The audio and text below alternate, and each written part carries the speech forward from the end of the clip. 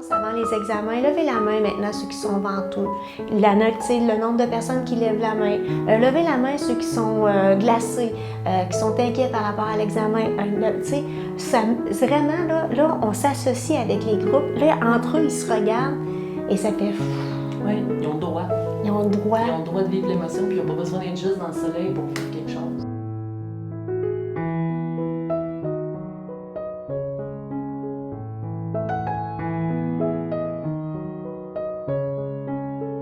Bonjour, je m'appelle Nancy Vaillancourt. Moi, je suis éducatrice spécialisée à la commission scolaire Chemin-du-Roi, puis je suis intervenante pour l'école ici au Cap-de-Madeleine, l'école Programme d'études internationales, le PEI. Et puis moi, ben écoute, cette année, on a vraiment utilisé la météo intérieure. Je vais dire que ça a été mon outil, autant avec les parents d'intervention, autant avec les élèves, autant avec les enseignants, autant avec mes collègues de travail, pour entrer en relation, puis que ce ne soit pas menaçant. Oui. Alors, parce que comme parents aussi, quand j'ai dû aller rencontrer par rapport au comportement de leurs enfants, ben on était capable d'aborder la météo intérieure, puis je me suis fait dire par des parents, ouais, moi aussi j'ai des choses à travailler dans ma météo. Puis je pense que si j'avais pas eu ça, cet outil-là, je ne serais pas allée chercher autant d'informations. Fait que c'est vraiment un outil qui est neutre, mais qui en même temps est tellement, on peut aller loin en profondeur. Pour moi, pour ma famille, pour tout le monde. Fait que tu sais, ce qui est bon pour moi, il va être bon pour les autres. Tu sais, ce qui m'impressionne aussi, là, c'est toute l'information que mes plus jeunes en maternelle en ont pris conscience.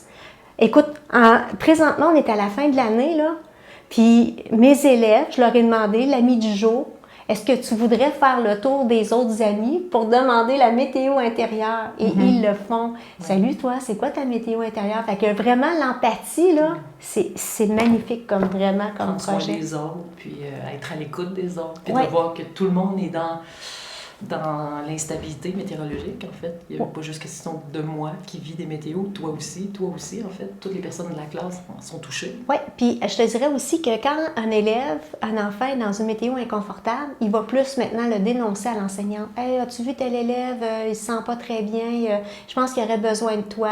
Hey, il pleure, tel élève. Tu peux-tu venir, Madame Nancy, parce que... » Vraiment, là, fait que les élèves, là, c'est comme si c'était mis en perspective les émotions.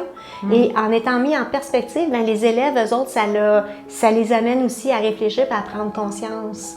Qu'est-ce que tu en retires personnellement, toi, le fait de parler de la météo intérieure? Ça m'a amené à cheminer sur mon être, ça c'est sûr. Sur ma façon de faire avec les élèves.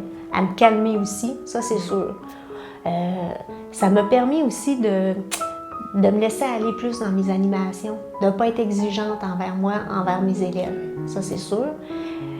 Puis ça m'a aussi permis de m'accueillir dans ma météo inconfortable, puis de me laisser aller, puis de me demander aussi à mes collègues, c'est quoi ta météo intérieure?